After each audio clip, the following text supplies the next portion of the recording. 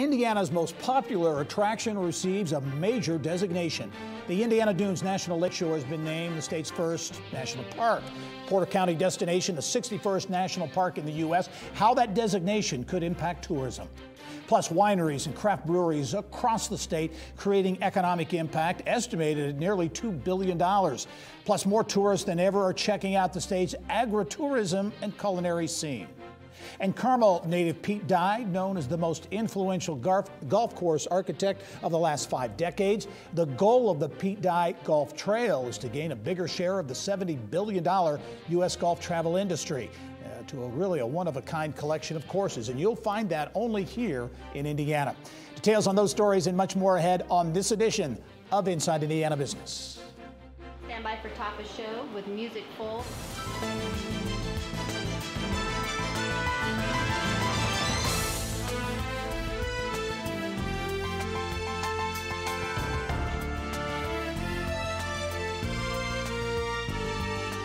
Stand by D1 Sound, sponsored open with music. Stand by camera 3 with Gary. We're out in 5, 4, 3, 2, dissolve, cue Gary. Hello and welcome to Inside Indiana Business. I'm Gary Dick. For 7 years, Indiana tourism has been on a roll. Last year setting a record $12.7 billion in visitor spending. A study released by Lieutenant Governor Suzanne Crouch and the Indiana Office of Tourism Development shows the number of visitors to Indiana's destinations increased to 80 million last year. Well, overnight visits rose to 31.2 million. Visitor spending adding some $9.8 billion to the state's gross domestic product. And all tourism generated $1.4 billion in the state and supports nearly 200,000 full-time jobs. Our show this week, a special edition of Inside Indiana Business, will feature some of the attractions and organizations driving the Indiana tourism industry. And we begin with the Indiana Dunes, just named a national park. Last year alone, the Dunes saw 3.6 million visitors, putting it 7th in the nation, just behind Yellowstone. According to National Geographic, Indiana Dunes visitor numbers are on par with Mount Rushmore. Joining us now with a look at the Indiana Dunes National Park and what this new designation means is the Executive Director of the Indiana Dunes Tourism, Lorelei Weimer. And Lorelei, welcome to the program. Well, thanks for having us. This, it's hard to overstate, I think, the importance of this is big news, this national park designation. To kind of put a bottom line on it right off the top here, how important, how significant is this designation? You know, it puts us into a very elite group. There are 418 national park units throughout the country. There are only 61 of us that have the national park distinction. And so a lot of visitors want to put that on their bucket list. They want to visit every national park in the nation. And so now we are on that exclusive list.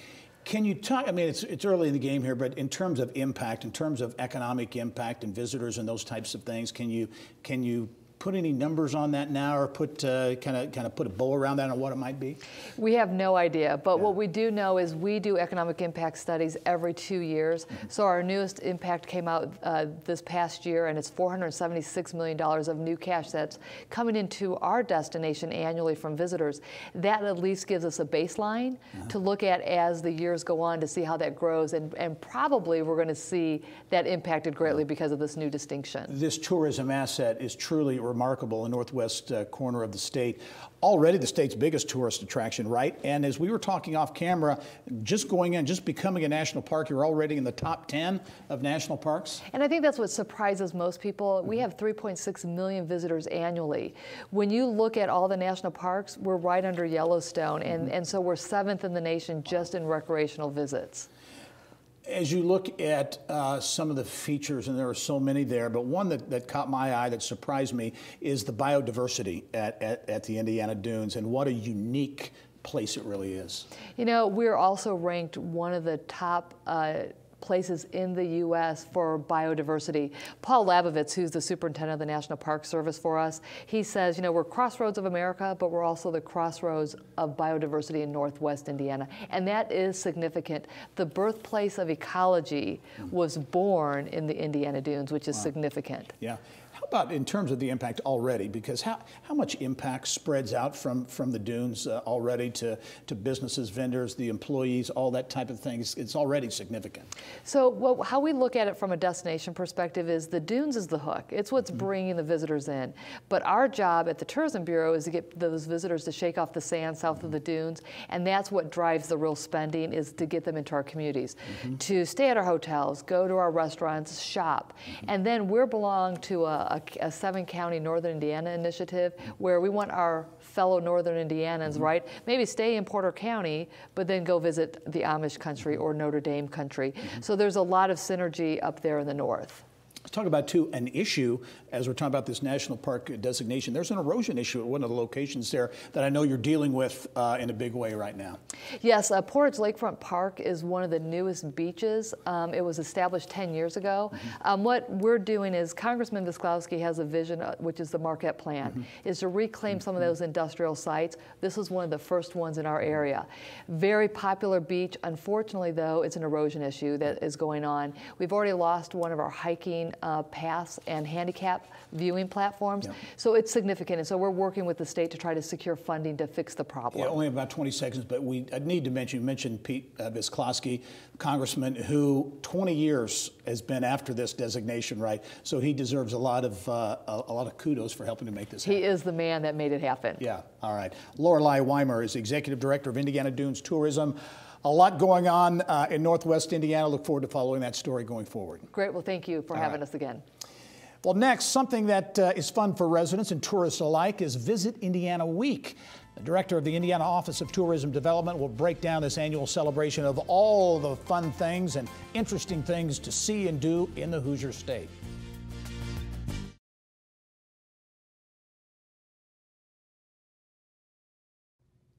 Well, in 2017, visitor spending in Indiana increased 3.7% over the previous year, and spending per visitor rose to $158. Attractions like the Dunes Event Center in LaPorte or the $1.7 million resort-like complex that South Bend Chocolate Company is planning wouldn't be possible without some grants. The Destination Development Grant Program.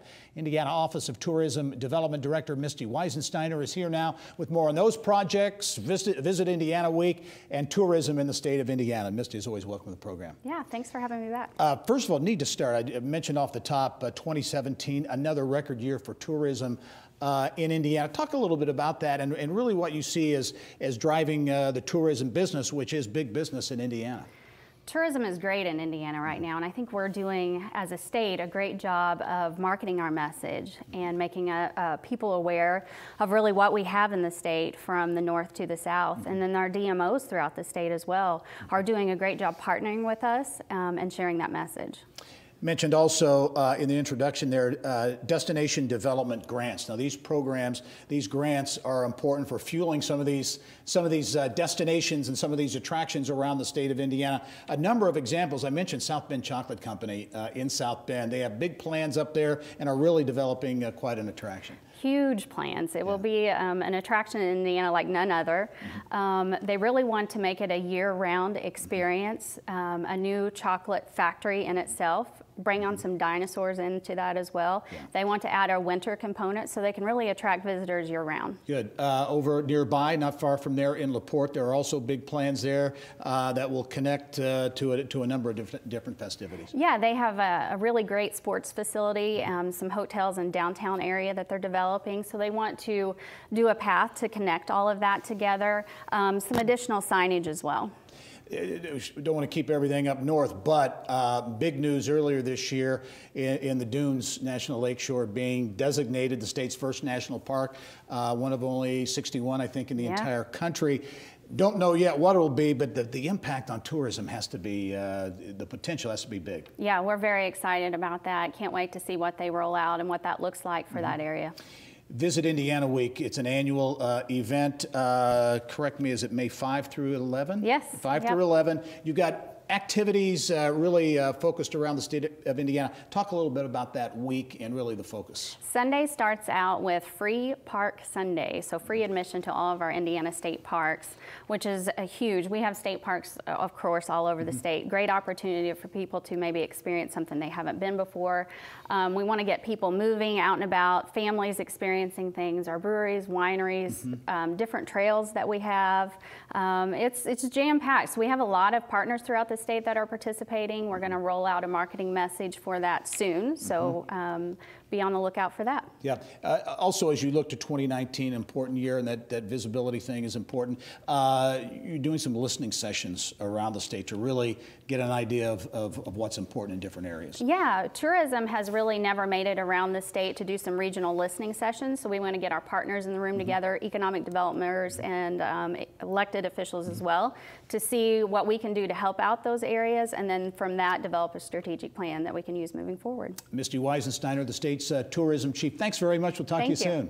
All right. Well, coming up, agritourism and culinary attractions. Indiana home to more than 170 craft breweries, more than 100 wine tasting rooms. We'll learn more about that booming billion-dollar industry.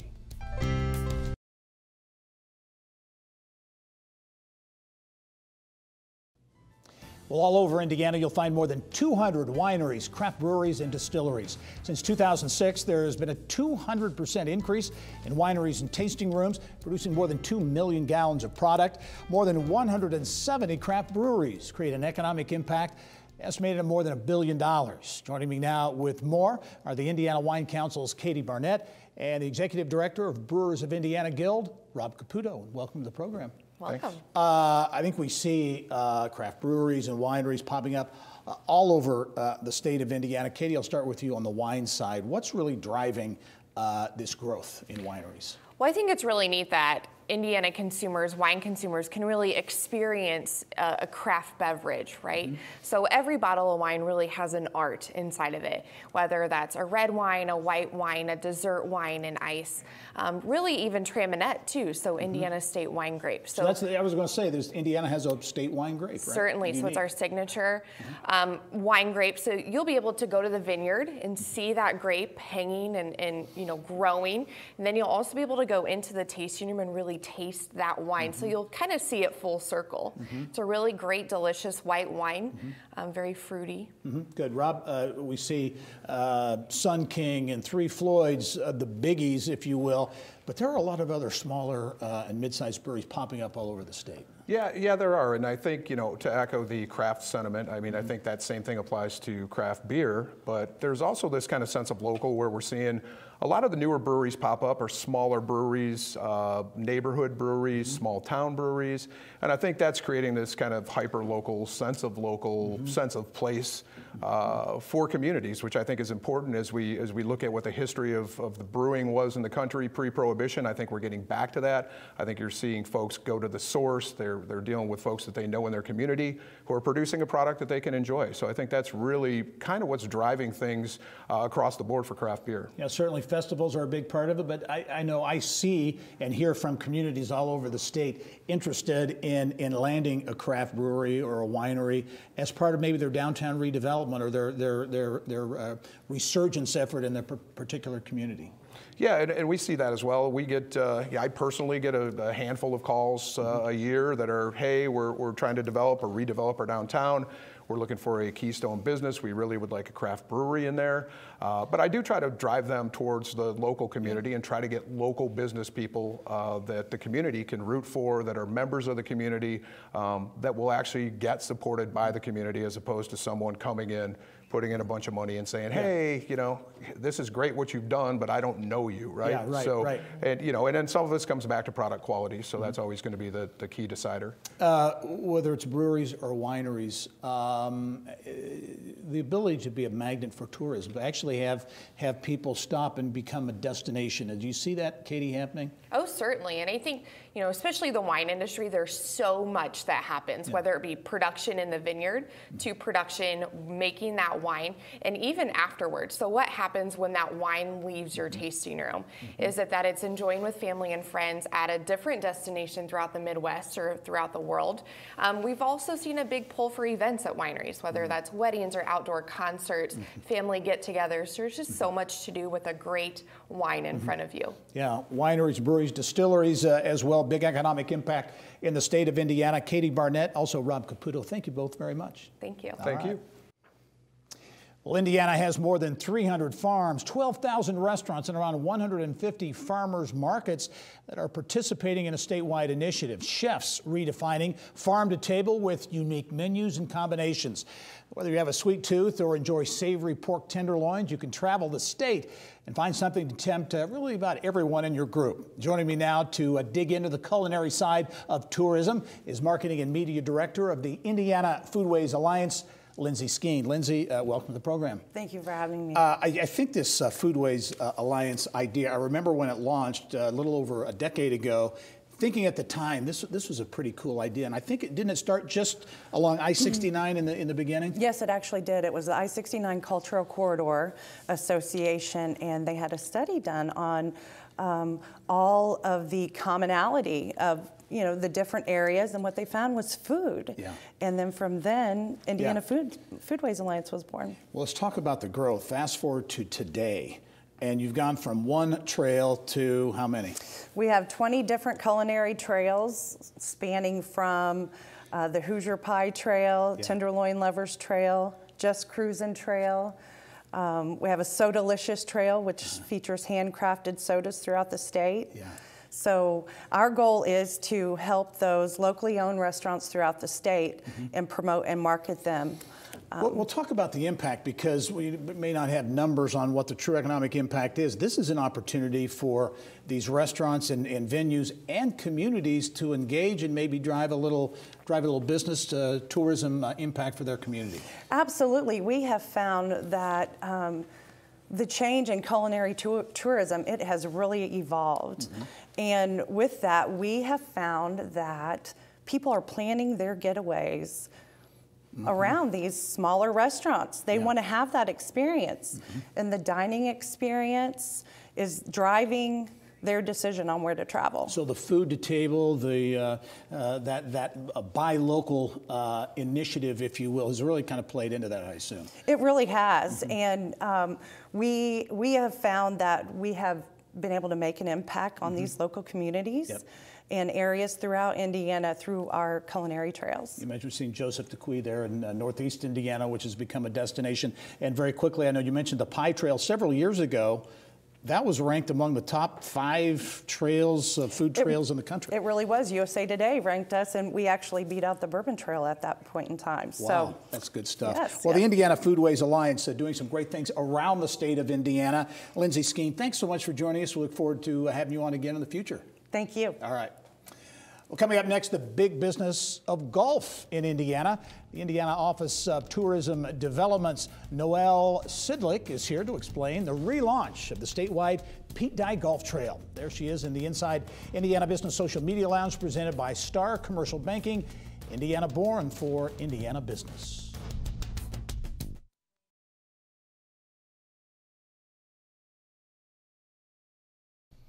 Well, did you know that Indiana is one of the nation's top 10 states for golf? Among Indiana's unique golf assets, the Pete Dye Golf Trail's 7 courses.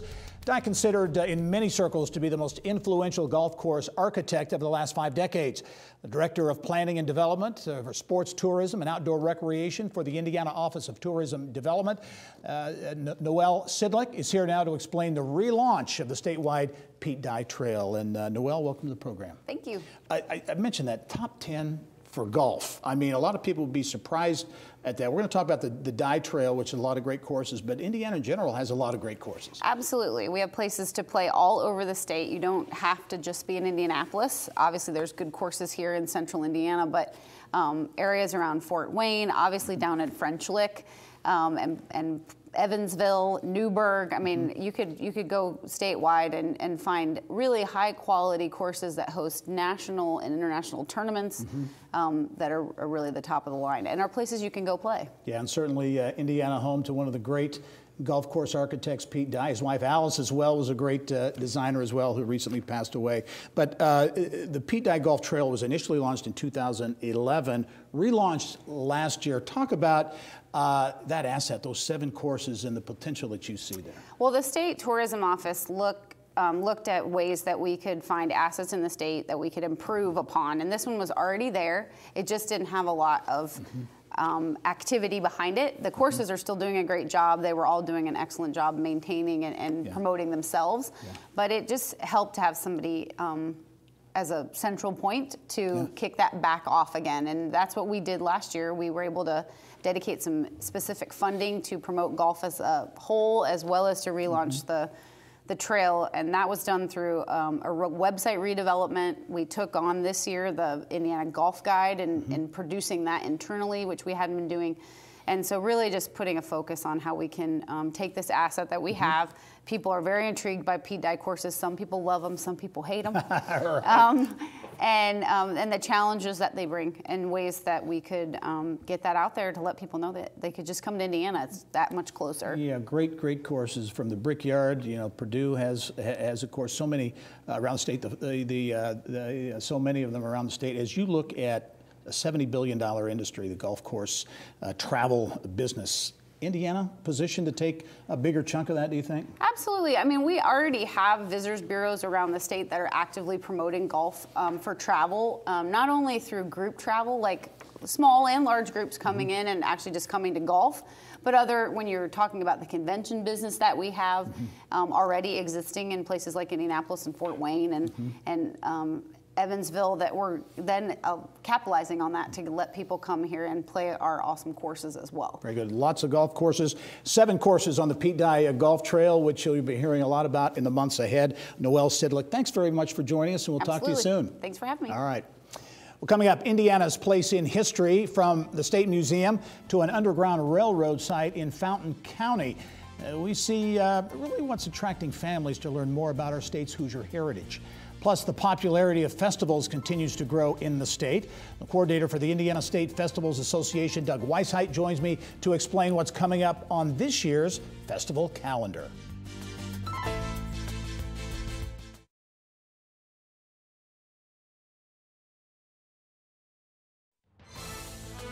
Stand by D1 Sound, sponsored open with music. Stand by camera 3 with Gary. We're out in 5, 4, 3 seconds. 2, dissolve, cue Gary. Well, the Indiana State Museum and Historic Sites run some 12 locations, from 148 acres of gardens, lakeshore, newly restored wetlands and prairies surrounding the cabin of Gene Stratton Porter in Rome City, to the Levi and Catherine Coffin House in Fountain City, where more than 1,000 freedom seekers were assisted to use the Underground Railroad to safety. The CEO of the State Museum and Historic Sites is here now to explain how visitation continues to increase, especially among families, really from all 50 states. Kathy Faree, welcome to the program. Thank you. Let's talk about attendance, first of all. Up 8.5+%. What's driving that? We are recognized that in 2016 with the Indiana Bicentennial, we had a great opportunity to draw attention to the museum system, and we've been able to continue to grow it with different attractions and growing our programming and the opportunities at all 12 locations. I think a lot of people know of the Indiana State Museum here in Indianapolis, what a great venue that is, but maybe not as many people realize of all the locations around the state, the historic sites you have that are part of a statewide system. And that's really what's important for us, because we have a membership that gets you into all 12 locations, and that's really what makes us statewide. We have obviously an incredible museum here, but we also have incredible stories that can be told in different and smaller communities, and we're really excited for people to go in and spend time at the Culbertson Mansion and then also in New Albany. So it's a great opportunity to see small towns in Indiana in a way with a good reason to go. Yeah, talk about that, because that's driving some dollars, some impact around the state. state of Indiana. Won't be able to hit all 12, but talk about some of the highlights, some of these historic sites around the state. Really, TC Steel is an incredible place. Everyone is familiar with the paintings, but have you been where they were actually painted? And so we not only have put in a new visitor center that most importantly has restrooms, because you are out there, but we also have redone the large studio, so it will give you a better idea of how steel painted. We translate what different ways he was using the materials and the landscape, as well as we put in new paintings every year. So there's really a whole new site to see when you go out, and it's an incredible opportunity to walk in the woods and really get engrossed and sort of walk into the painting of TC Steel at that site. Fabulous pictures we're looking at right now of that location that a lot of people probably don't know about. It's right outside of Nashville. So if you're on your way to Nashville or Bloomington or Columbus, we're right in there. And if you just turn left and head our way, I'm sure we can give you an incredible experience. Yeah, we had some video earlier of the Levi and Catherine Coffin State Historic Site as well, which I believe we did a story on that, of some expansion and some new construction there as well. Which is great. We had an opportunity to put in another visitor center at that house as well, which means we can put the story of the Levi and Catherine Coffin house into context for people so they can understand why it's significant as well as why it's relevant today. So the visitor centers really allow us to take the story forward and help you understand why it's important to you today. And also you talk about putting the story in context. That's, I know, a big focus of what you're doing, is that so that folks, families can learn a lot, actually learn a lot while they're at these different historic sites. And we're also hoping that it will spark an interest in someone. It may be that if you're at the Gene Stratton Porter site and you read Freckles, that you then start to find out who Gene Stratton Porter was and know that she had many careers, not one. So she was an artist, but she made films, she wrote books. So you too could do any one of or all three of those things. So we're hoping that our legacies of these sites are also an inspiration, not only to the families, but to the kids that visit. Yeah.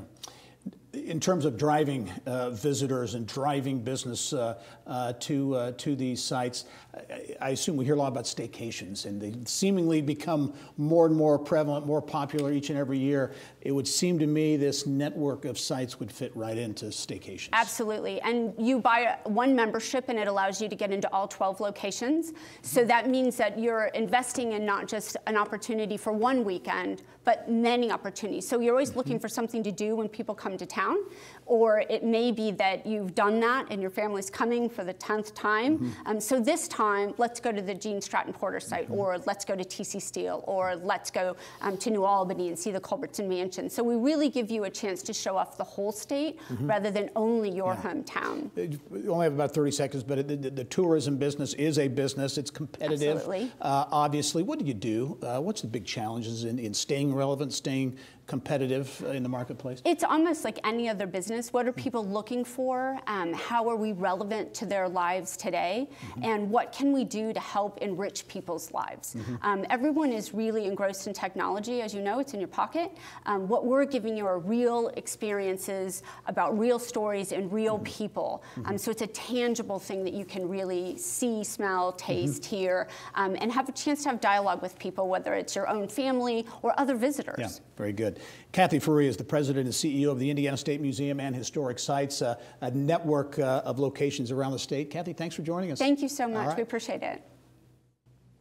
Well, the Bloomington Academy for Film and Theater recently celebrated its grand opening, and classes have been underway for about 2 months now. It is the vision of John Armstrong and his business partner who have been working on it really since the release of their first movie, The Good Catholic, in 2017.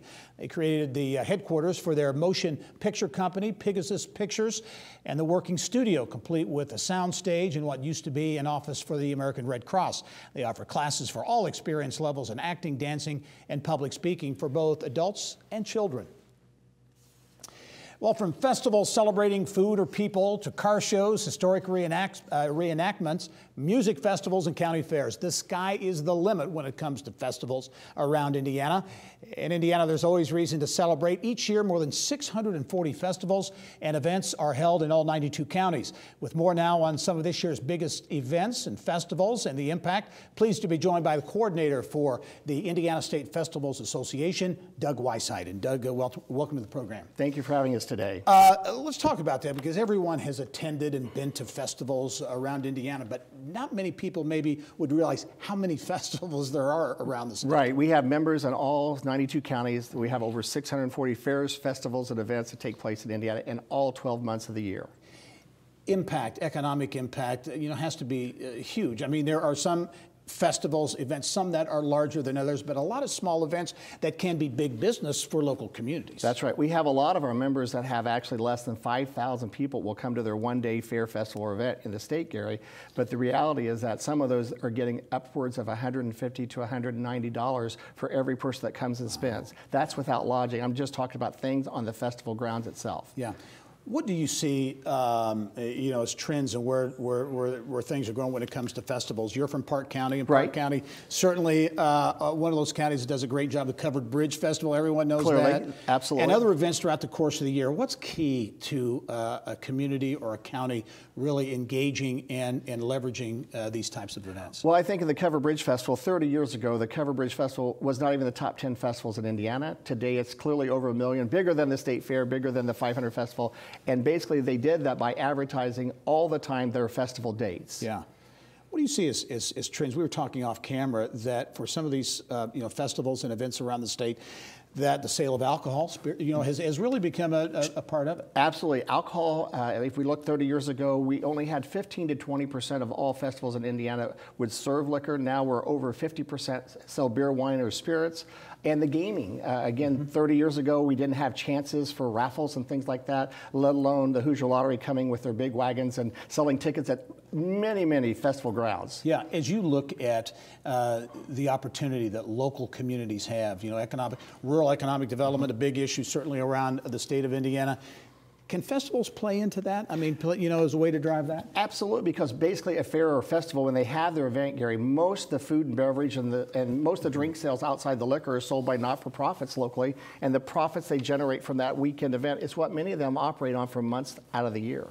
I mean, they generate a lot of their budget from that 1 day or 2 day or 3 day event. What are the challenges maybe for communities to if they've had events for a long time, keeping them going, keeping them relevant and interesting, that kind of thing? I think part of the challenge is to keep folks, in some of festivals, we have board members from their 20s to their 80s. The Blueberry Festival at Marshall County, I mean, think about that. They got 6 decades of people sitting around a board table, not people typically, when I go out to speak, Gary, they're in their 40s and 50s. We might get some 30s really as a 20-year board member. Yeah. So it's getting those young that young blood in there. And the old. Yeah, and the old. Yeah. And the old. Yeah.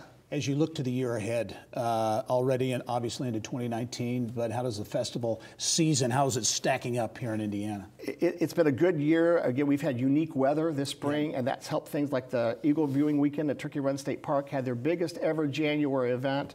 Again, it was a mild January weekend, no rain, and they hit a home run. Yeah, we'll tell you, the spring is on the way too, right? It is. All right, Doug Weisheit is the coordinator of the Indiana State Festivals Association. Doug, you do a great job with the association, and we'll look forward to attending a few festivals around the state this year. Amen. All right. We'll still ahead a special panel of insiders. We'll sound off on the big business of tourism in Indiana. But first, the outdoor enthusiast. There are more bike trails in the works for Indiana. A member of the Indiana Bike Trails Task Force joins us next to share what's in store.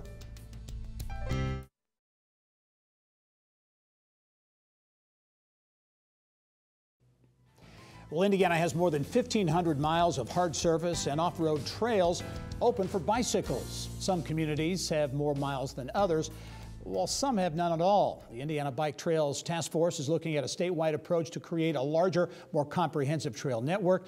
A member of the task force and president of the Indiana Greenways Foundation is Mitch Barloga. He's here now with more on what Indiana needs to do to improve trail miles and connectivity. And Mitch, welcome to the program. Thank you, Gary. Let's talk about bike trails in Indiana. Seemingly, they seem to be getting a lot more traction, a lot more attention. The governor committing $90 million for trails was a big shot in the arm. Talk about the statewide bike system and where things are going. Certainly. In Indiana, we are very unique in the fact that we have a planned network of trails throughout the state. It's a visionary corridor network. It was instituted through Governor Daniels, and over the last 10 to 15 years, the Indiana Department of Natural Resources has been spearheading this effort.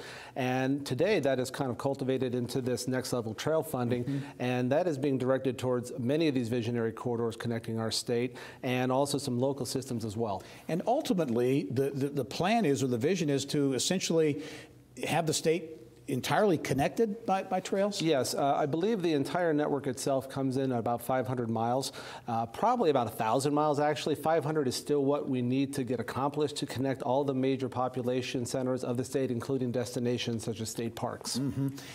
Talk about in your view, the importance of these trails. People say, oh, they're a nice thing to have, and that is true, but I know in talking to economic developers and others, you know, the impact on quality of life, quality of place, those types of things really economic development really factors in as well. Certainly. I've worked on trails for nearly 20 years of my career, and I have come to call them community elixirs, practically. I mean, you have quality of life benefits for people that use them for health, because when they are located near population centers, people are going to use them more often. Obviously, their health is going to improve. That's going to lower their cost for health care.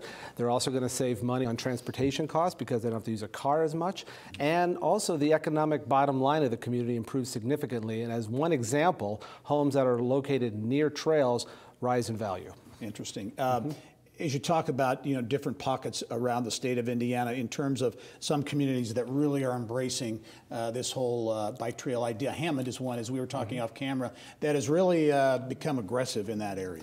It's been an amazing situation with Mayor McDermott in the city of Hammond. The mayor himself was introduced to the joys, so to speak, of using trails from his own staff, and now he is building an amazing network throughout the community. Wolf Lake is where it started. Wolf Lake itself has a 5-mile trail around the entire lake, and the entire community is now being built with bridges that are going over major roadways to facilitate safe travel. And today, Hammond is credited with the most trails per capita in the state. Interesting. How about demand? You know, you mentioned the $90 million from the governor in this biennium. But how about demand? How much demand is there for these trails? Tremendous demand. In fact, this first round of funding from the DNR, the $25 million that went out, they have now received over $140 million worth of requests, about 84 projects statewide, and that's just the first cut.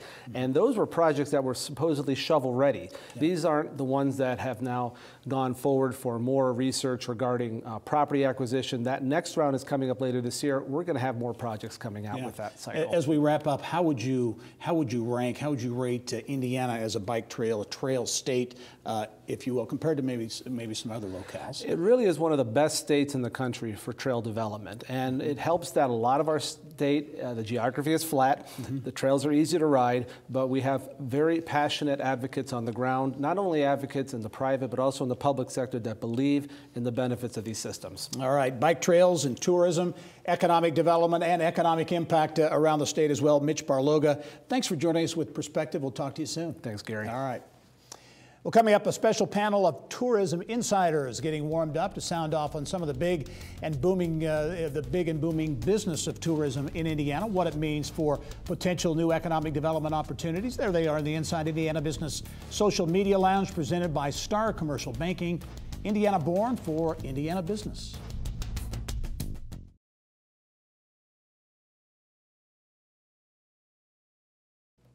Well, each week, a group of insiders joins me to offer perspective on some of the week's top stories. This week, our special panel of tourism experts look at the big business of tourism in Indiana and how it relates to economic development, workforce development, quality of place, and a number of issues, plus the duties of the Indiana Office of Tourism Development. An administrative structure could be changed a bit, perhaps, to the Indiana Destination Development Corporation.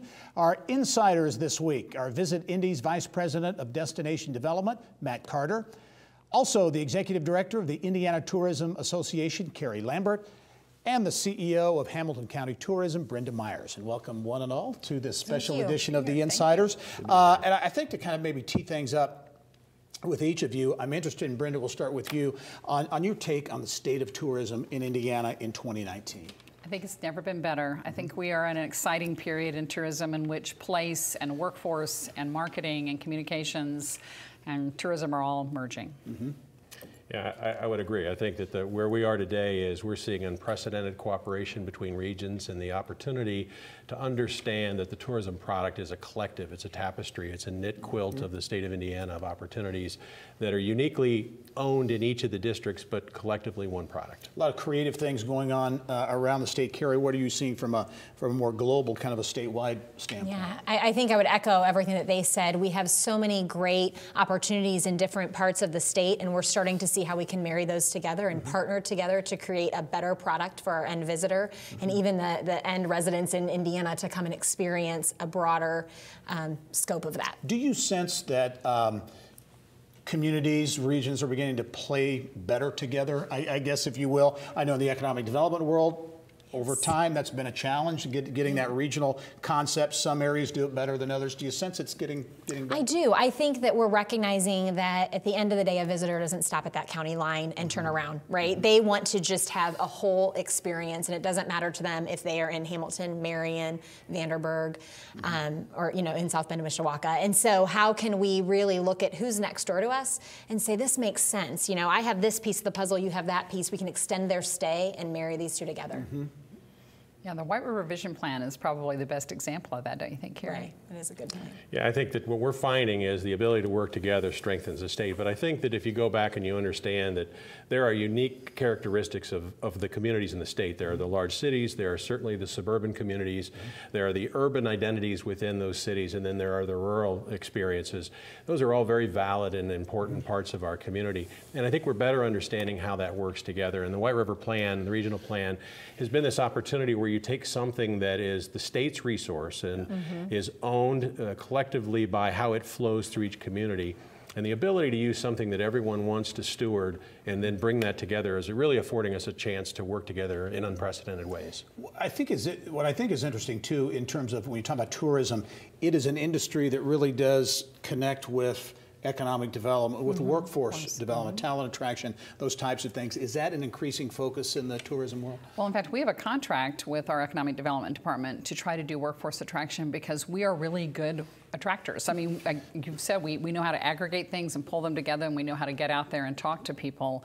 But it's really more about place. I mean, people want to go live in, and like 70% of all people who tend to move have moved because they've been there. And so really it's about placemaking and making great places to live, visit, work, all of those things. Yeah.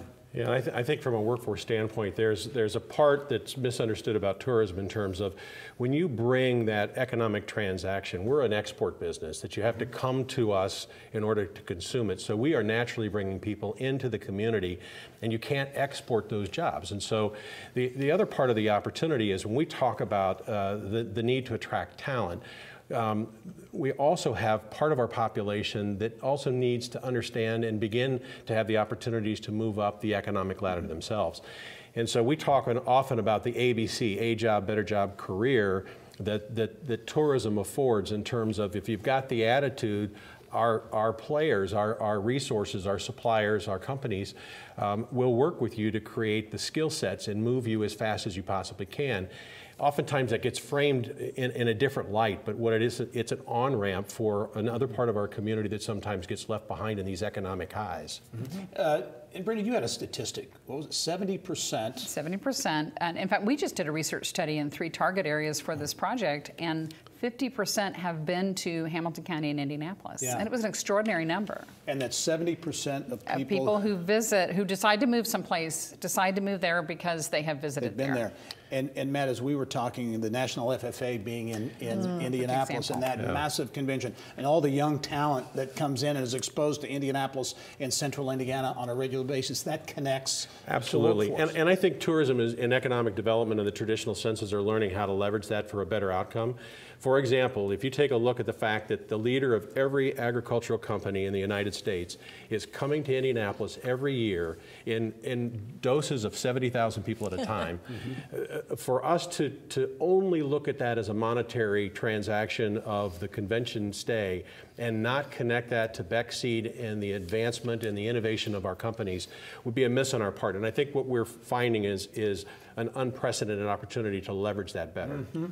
From a statewide standpoint, Carrie, what are you seeing around Indiana? When you look at economic development, there's a gap between, in many cases, between what's happening in urban areas and what's happening in rural areas. Right. Do you see rural areas beginning to really engage when it comes to tourism, and seeing tourism as a way to maybe generate some economic development, some future? Yeah, absolutely. We just had our conference a couple weeks ago for tourism entities across the state to come together and learn and about how they can really take what they have to the next level. And one of our speakers talked about, you know, we don't have the opportunity in every community to create the next Disney, right? Or the next, but we have artists. Yes, we have artists, we have downtowns. Can we activate those, and how can we bring them to life for our visitor? And so they're seeing how they can take their resources they already have and just put life and energy behind them and really promote that. And we had on the show earlier the Indiana Foodways Alliance, which started, I think, just along I-69. It did. And has grown, I think, now to 20. Yeah, they have the Donut Trail, the Tenderloin Trail, and you think of how they've been able to take all of these existing rural experiences that are authentic,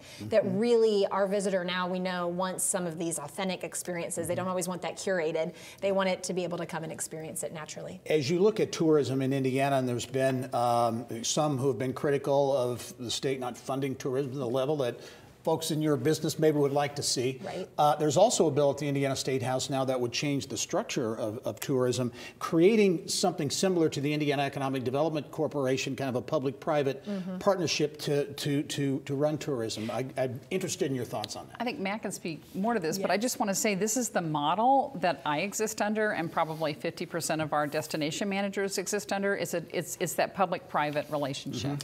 Yeah, and I think if you take a look at the evolution of economic development in these broad areas, is that if you really understand, if somebody is willing to move from their home residence, they're looking for that intersection of where I need to work. In other words, the place where I'm going to fulfill my greatest potential in work and where I want to live. And I think quality place is that intersection of both. And so to have a conversation about traditional economic development that only speaks to the need and not the place, and tourism that focuses on the place, but not necessarily the long-term need, I think it's critically important that as we understand better how you align those, is how we're going to advance the state. And that's really what the intent of the Lieutenant Governor's task force was, to say, if we were to do this better, without regard to how it's been done, but if we were to hit a reset button, how would that potentially be much more successful than it has historically been?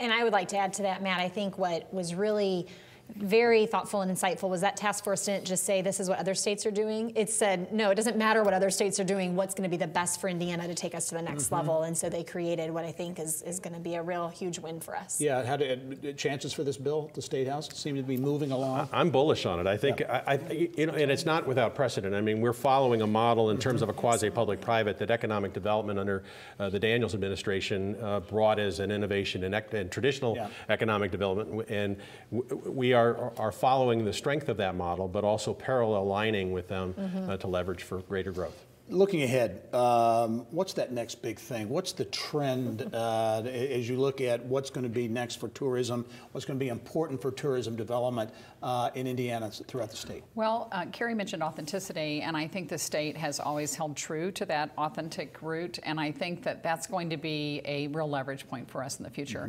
I recently read a study that showed that rural communities that have developed their tourism product, and especially in outdoor recreation, they are not losing people to the urban areas. They are staying, and they are becoming much more resilient because it's not only a great place to live, but there's work for them. So I think you're going to see more and more and more this intersection between economic development, placemaking, and workforce attraction, all of these things working together, and it's a very exciting time for tourism.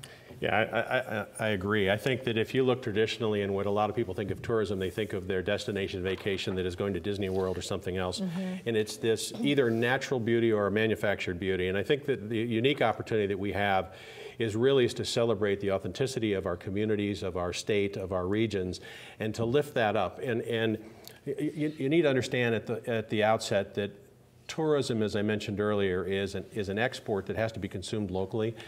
And so we do tourism for residential quality of place, not for visitors. But because tourism is an export, it requires a customer called a visitor to come here and consume, but it creates a better environment, a better place for those who call us home. Great perspectives on the very important industry for the state of Indiana, tourism. Thanks for being here, Matt Carter, also Brenda Myers and Carrie Lambert. And we'll be right back after this.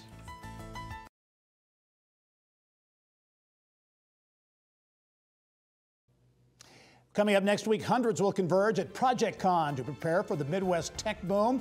Find out what is attracting the top national and local thought leaders to the conference. Thanks for joining us this week. Also, a special thank you to the Indiana Office of Tourism Development for their help with this week's show. I'm Gary Dick. Go out and make it a successful week.